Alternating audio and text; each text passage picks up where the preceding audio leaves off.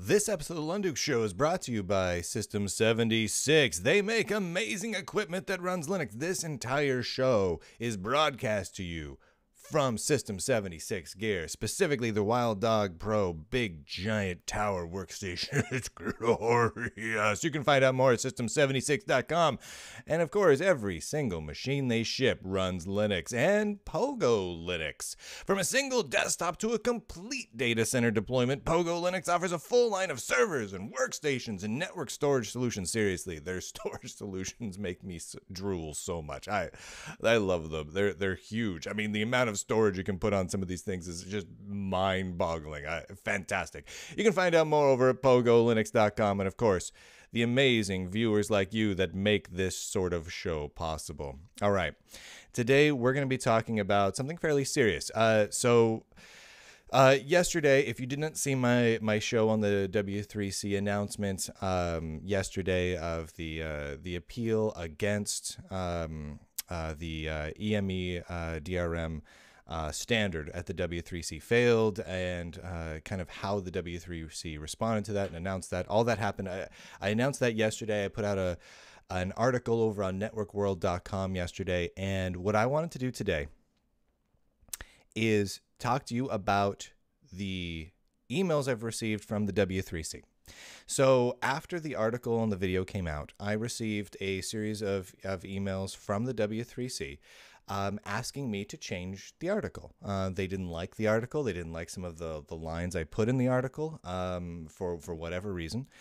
And I reviewed their requests very, very carefully and opted to not change the article because I don't feel that any of the changes they requested really made any sense. They kind of phrased it as they would like to see corrections to the article, which implies that there were some inaccuracies in the article. Looking through it, it didn't actually look inaccurate to me. Everything looked accurate, but I also want to be completely transparent here. I'm not trying to paint someone else as a villain and someone as a hero, right? The W3C has done a lot of good work over the years, a lot of good work. And that's why this is all so important, because not just the W3C, but the head of the W3C, Sir Tim Berners-Lee, have accomplished so much good in the technology world that I want to give them their fair shake, right? If they email me and they say, hey, Brian, change your article. We'd like you to change your article. Here's a list of items we'd like you to change. I disagree with those changes. If any of those changes had been necessary, if anything in my article was inaccurate, I would have changed it right away. I talked with my editor. I brought my editor over at Network World into it, and we talked about it. I looked through the document as carefully as possible, and I just didn't see any reason to make the changes. But I'm going to go through all of the changes that the W3C requested of me right here, right now. I'm going to read them out to you verbatim so you can hear them. You can compare them to what I've published, to what other journalists have published, and you can make up your own mind. I'll tell you my reasoning for not making the changes, and you can see if that makes sense at all. So I'm just going to start here at the top. The very first bullet item of the changes that the W3C wanted to see made reads, and I quote, "Your title was W3C DRM Appeal Fails, and the subtitle included votes about DRM as a phrase. W3C did not vote on DRM in this appeal. Our members were asked about whether or reject or support the decision to advance EME to W3C recommendation." I'm gonna lump two of their bullet points in together because I think it's kind of one and the same point. They go on to say, "You noted that the W3C decided," and they're quoting me here, "decided to embrace DRM, aka EME, the encrypted media the encrypted media extensions, as a web standard. EME is not about embracing DRM as a web standard. EME does not standardize DRM." Okay, all right. Here's why I didn't make those changes. Throughout the information that the W3C has been posting, they reference DRM rather quite a lot. The EME, the encrypted media extensions, is all about DRM. It's not about something else. In fact, some of the companies behind the standard, behind the EME standard, including Netflix is a great example. Netflix is one of the chief editors of the standard. And Netflix has a quote literally in the W3C press release. Is it in the press release or is it in is it just on the website? It's over on W3C's website relating to EME. I think it's in the press release. Netflix has a quote where they don't refer to it as EME. They refer to it as DRM. So what that means is the W3C is okay with using DRM when it's used positively. But in my mind, they're objecting to my usage of the phrase DRM here, because it has somewhat of a negative connotation with me and with my audience. And so I gotta say, I reject their request here. I do understand why they would like me to make that change. However, the phrasing that I used is accurate as it stands. If they can point out that EME has nothing to do with DRM, which they cannot do because it is all about DRM. It says DRM right there all throughout it. And they've been talking about DRM. They've been talking about how it's for DRM. The Netflix, who co-authored the darn thing, is out there talking about how this is all about DRM and how it's great. So me using the phrase DRM really makes sense. I could have left the word DRM out and used some other descriptive phrasing to describe DRM, but in the end, it's still DRM. And I know that EME in and of itself, so encrypted media extensions, for those of you who haven't really looked into it, it isn't a complete DRM solution. It's part of a DRM solution. The idea is that there is a standard, basically, plugins type system where companies can develop closed, proprietary, full DRM solutions inside and tying into the encrypted media extensions to make it so it's easier to develop DRM solutions. And depending on who you ask, this is either a good thing or a bad thing, and the cases have been made on both sides. We don't need to get into that here. I feel like we did that a bit yesterday in other articles, and well, this isn't over, so it's probably going to keep going. But I'm not going to be making those changes, W3C.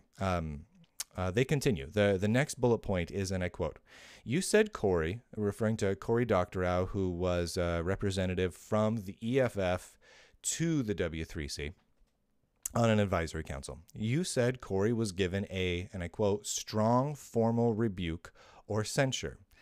We said politely, we politely asked him not to share confidential info." I'm trying to read this exactly as they wrote it here. "There is no formal censure at W3C. We never even made the polite request in public." Okay. So this one's a little bit trickier. So Cory Doctorow over at the EFF gave me a quote wherein he said that the EFF was censured for suggesting details, I believe he said, suggesting ratios of a vote. So that's the statement from Cory Doctorow on behalf of the EFF, or however you want to read it. But that's a statement from Cory Doctorow. Now, Cory Doctorow is, well, he's a public figure, and he's someone who, at least within this part of the world, has a pretty good reputation. I don't have any reason to not believe that, at the very least, that Cory took how the W3C phrased it, the politely asking him not to share confidential info, I'm reading that here, as censure. Maybe it was polite. Maybe it wasn't polite. What I requested of the W3C was, look, I understand that there's a disagreement here over the level of severity, right? Really, that's what we're talking about. A censure is a pretty severe thing. That's usually very stern. In fact, if you look up the dictionary definition of censure, I think, was it stern is used once or twice or three times in there in the definition. It's not a light thing. I used, when I said strong formal rebuke, I did that because that's what the dictionary says censure means. I wanted to make sure I was very clear with people about what it was that Cory Doctorow and the EFF were saying occurred. I have no reason to doubt Cory on this one. I honestly don't. On the W3C side, what I requested of them was show me the communications with the EFF and Cory Doctorow, so that I can be truthful about this. I'm reporting right now what people tell me, what the W3C tells me, and what Cory Doctorow tells me. I'm right here telling you fully and without any edits whatsoever exactly what the W3C is telling me. And I told you without edits whatsoever what Cory Doctorow told me. I'm just simply reporting on this. My personal take on this was I have no reason to believe Cory Doctorow misrepresented anything. But I also want to give the W3C the benefit of the doubt here. So if they can provide me either in an on-the-record capacity, which would be preferable because I think they should be far more open than they are, or in private, they can show me emails where they were not censuring Cory Doctorow, but addressing the issue. And if I can verify that that was the only communication on the issue, then I would gladly make that change and say, and may at least make an update that says, you know, after looking into this, I don't feel like it was a full censure, yada, yada, yada. The W3C has not taken me up on that. I don't believe as yet, I've got a couple of emails threads going on, but I don't believe as yet I've received any reply specifically to that. They kind of moved on to other topics. So I've got to leave that as it stands. I'm reporting what a former, because the EFF has resigned over all of this. They just resigned yesterday. What a former advisory council member of the W3C says happened. And so far, the EFF and Cory Doctorow's statements have proven to be accurate and well thought out. So I'm not going to change it. However, the W3C rejects my wording there. Or not really my wording, Cory Doctorow's wording. Moving on. There's two more bullet points here. The next one is the W3C does not have votes for its specs. Okay. We have, and I quote, calls for review. The only vote on a spec in W3C's history was this appeal vote, and we shared the results. Members had the option to show their comments and votes, but none, including the EFF, did so. Okay. So I made statements in the article that, you know, was apparently they disagreed with, and they felt that this required some updates. The first is that the statement that this is the only vote on a spec that has ever occurred within W3C history sounds confusing to me, because I have heard many talks about many votes on the W3C. Now I'm wondering what exactly they were referring to voting on, and if that's really the case. I've received so many contradictory statements from the W3C at this point, through both from the press conference, the email chains I've had with representatives from the W3C, the interview I did with one of the higher ups at the W3C. You can find it over on my YouTube channel. The conversations I've had with Cory Doctorow over the EFF, their Twitter account, everything. It's all contradicting each other. So I don't know exactly how things are functioning internal at the W3C right now. There's so little transparency here that I honestly am having a difficult time discerning truth from fiction. I truly am. What I'm reporting on right now is what people tell me, what the W3C tells me, what they have told me, and what Cory Doctorow at the EFF told me, etc. That's all I can do. But this statement here that there was no other votes in the entire history of the W3C on any specification, which is what this said. The only vote on a spec in W3C's history was this appeal vote, and we shared the results. If that's true, that means that there's never been a time that any standard within the W3C has been voted on. That seems unlikely to me, but maybe it's true. Maybe that is the case. But if that is the case, that means then why is there a membership of the W3C? Why would there even be a committee if no one votes on it? If, let's say, Tim Berners-Lee has the final call on literally everything, then What's the point of having membership? That doesn't even make any sense. If that's not true, well, then I don't want to publish that. I don't want to update my article to represent something that's not true. But that doesn't seem like it could possibly be true, because that would run contrary to the very existence of the W3C. So I don't know what to make of that. I just don't know what to make of that. They finished that out with members had the option to show their comment and votes, but none, including the EFF, did so. Let me add this final bullet point into that one, because I feel like this is part of the last bullet point here. And they continue to say, you said, and they're quoting me here, the W3C says they asked all members explicitly if they wanted to make the vote details public. At least one member of the EFF says this did not happen. They go on to say, we showed screenshots of the option all members were given to make their vote public. Interesting, right? Well, let me see if I can show you this here. Here we go. This is it. This is the public vote. This is the screenshot they sent me over. Actually, here's a slightly better one. There we go. This is what they sent me. And for those of you listening to the audio version of this, it says visibility of your responses. Make my response member visible, and send email to W3C-AC-forum, public, and send email to both W3C-AC forum and public-new-work or team only.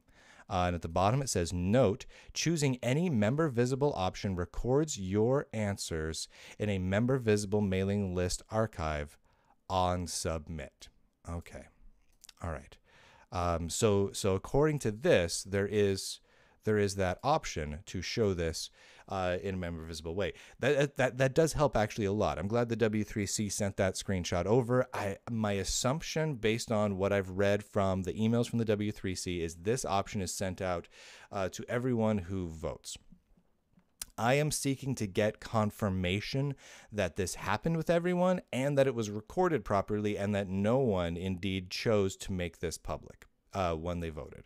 So I have a lot of things I need to verify with this, because this is the first time I've seen this sort of detail from the W3C. So I need to verify this. If this turns out to be the case, and if the EFF and all other members, literally they're stating that every single member chose to not make it public, and they knew about this, because there's a lot of critical pieces here. Not only does this need to be presented to people, that screenshot that I just showed you, this right here, not only does that need to be shown to people, but it needs to be something that people are aware exists, that they understand the ramifications therein, and that it needs to function so that it actually records those votes properly. So I have a lot I need to verify before I would feel comfortable updating my article, because the article literally is referencing statements from the W3C and from the EFF. I've been told a lot of contradictory information just from the W3C alone. The W3C has told me contradicting information on this specific topic. I'm not saying that this final statement here, where they show me the screenshot, is wrong, but there's so much contradictory information that I don't know what I can possibly update it to. I don't have strong verification of this as yet. The only double confirmed thing I've gotten thus far is that the EFF stated that they did not have the option to release it to all members, and I think this is very, very specific, because I asked repeatedly to the W3C if they released it to all members. Let me, you know what? I'm going to pull this up here. I want to get this exactly right. I'm going to pull up my article. This is, let me show, I'll even show you guys right here what I'm looking at here. All right, so this is the article over there. We have a series of quotes. All right, so they provide tweets where they say they will not be releasing what each individual member voted on. All right, so although the option to share their vote publicly existed, none took it up. W3C posted that on Twitter. Let's see. Here we go. We were explained several times that all members had the explicit option to make their vote public. Basically, this is pretty straightforward. Now, how I've been asking it, I've been specifically asking repeatedly if the option was made to make all votes public. That appears to not have happened. The W3C agrees with me on that. EFF agrees with me on that. I think we're all in agreement that one thing that did not occur was the W3C did not propose to all membership to make all votes public. That never occurred. That has not been put forward. And from my understanding, and let me scroll down here in my article here. That has not been altered since 2014. I don't want to get this wrong. I want to get this exactly right. I don't have it in front of me. But that this is something that the membership decided on, or the leadership decided on. It's a little hazy. Several years back, that it would not be made public. Like, okay. All right, so that's all fair. That's the entirety, as I understand it, of the W3C's complaints about my articles. They basically they don't feel that their rebuke of the EFF and Cory Doctorow was censure, or that it was severe or strong. They felt like it was very polite. However, I have not received any details from anyone regarding that, and the first person to bring this up to me was the EFF and Cory Doctorow, so that's really the only details I have at this point.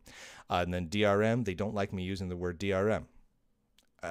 They use the word DRM. Their partners that draft it use the word DRM. Sometimes they use DRM and EME interchangeably, but they don't want me doing that. I'm not going to change that because of that. I feel like my readers and all readers who are reading an article like this are going to be smart enough to understand exactly what EME and DRM is, in part because I believe I link to everything in it. I link directly to... Oh, yeah. I link to all sorts of stuff. I provide so many links in that article. It's crazy. I link to the W3C Twitter account like a dozen times. Not a dozen, a couple of times. Still, quite a bit. And then, of course, there's the voting issue, which I simply don't have enough details on to change. The information that I have published in the document as it stands, the article right now, from my understanding, appears to be the most heavily corroborated bit of details. From the various statements I've gotten from the W3C, from what I've heard from other members, that's the best I've got at this point. If I find out that some of that is inaccurate, I will publish that. We'll publish that over on the article or on a new article on Network World, one or the other, or maybe both, as well as on a video here. I want to get this right. The reality is there's not a lot of real coverage happening around this. I was the only journalist in attendance at this press conference that asked a question. There was only one other journalist besides me even there, and he asked no questions. And I don't know that other journalist. You know, when you go to a press conference, virtual or in person, even a small one, you know, that only has, 3, 4, 5 journalists in attendance, which is usually, pretty fair, 3, 4, 5, 3 to 5 is normal for like a new product announcement, right?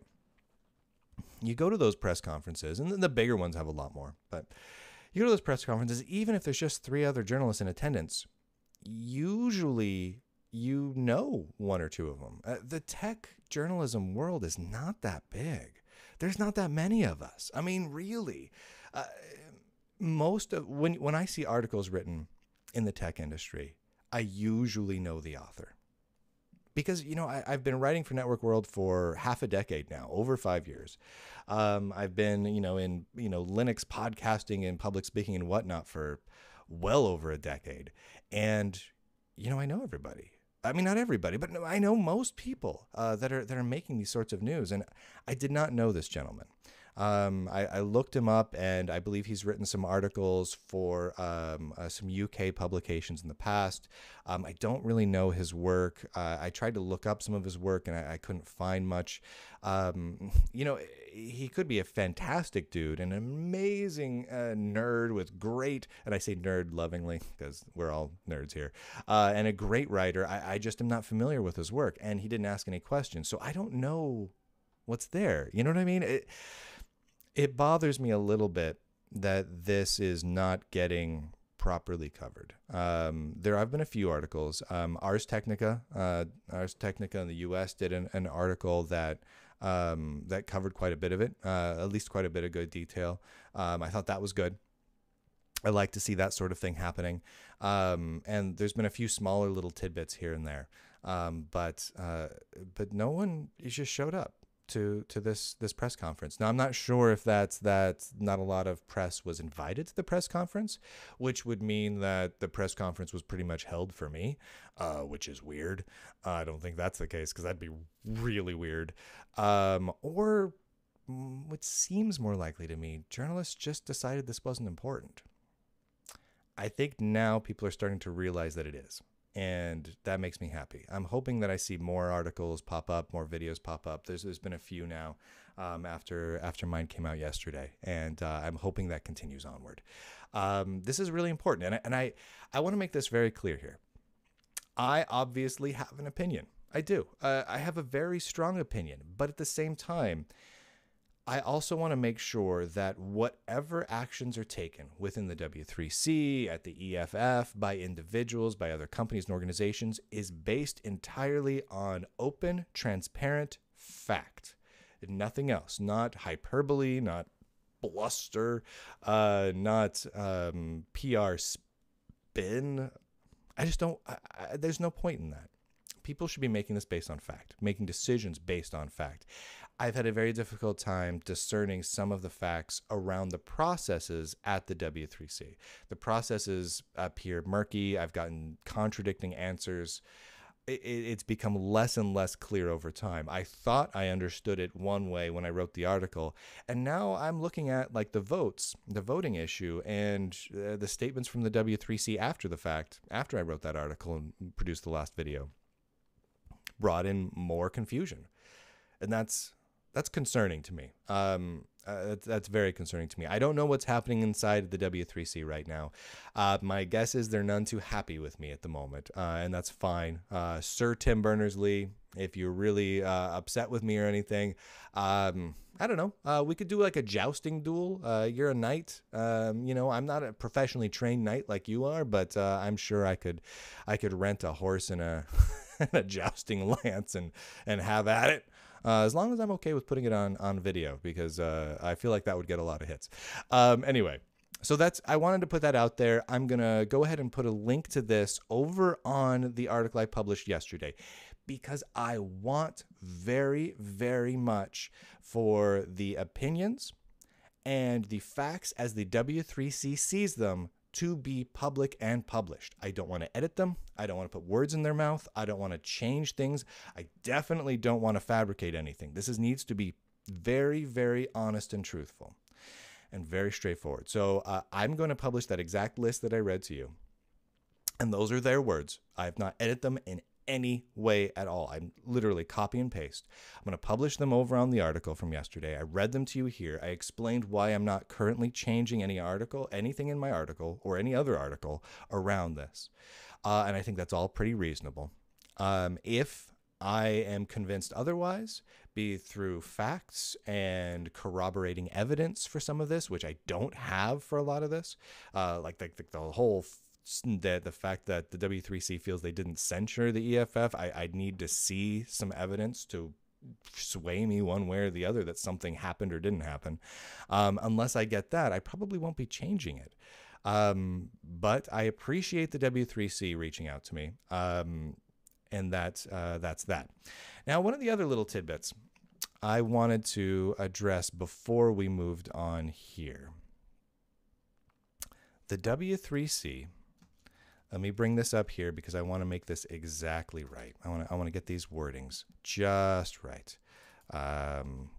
Let's see here. There is back on Friday. Man, I am not even seeing this here. Where is this? Where is this? Where is this? Invitation. Here's their invitation. Sorry, guys. I'm bringing this up. Okay, here we go. So, on Friday, actually, I think was it Thursday I started tweeting about this? I think it was Thursday or Friday. I got word that the the appeals vote and process had ended over the W3C, and I was getting a very clear impression, and this, I'm sure everyone who's been following this could figure this out on their own. I've been getting a very clear impression that the appeal failed, so that the DRM or EME, depending on how you want to call it, the encrypted media extension spec, would move forward as a recommended standard.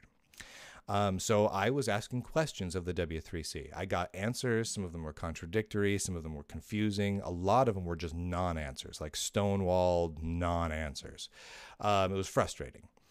And so I tweeted out that, geez, kind of feels like maybe the W3C is about to announce that the appeal failed, huh? Because that's what it felt like, right? That's what was obviously happening. Well, on Friday, as all that was going on, I got an invitation to the press conference, the media briefing on Monday morning. So they sent this out on Friday afternoon for a conference on Monday morning at 6 a.m. Monday morning. It was crazy early, at least for me. And then they followed that up literally minutes later. Literally minutes later, I'm going to read this to you exactly. I got the invitation at 1:34 p.m. on Friday. At least that's what's date stamped on my email. And by 2:28, so 50-ish, 50 some odd minutes later, they send me another email stating that they see that I'm tweeting about it. And that they invited me to the media briefing, the press conference, under embargo, in effect until Monday when they issue their press release.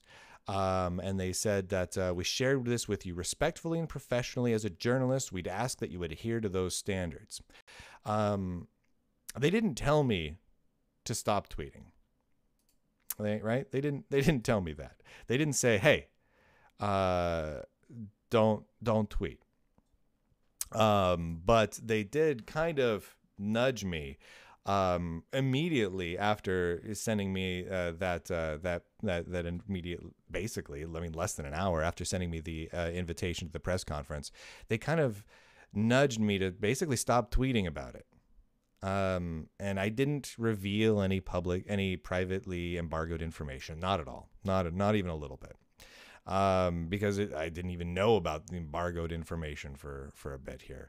Because I didn't reply until a little bit later. I replied.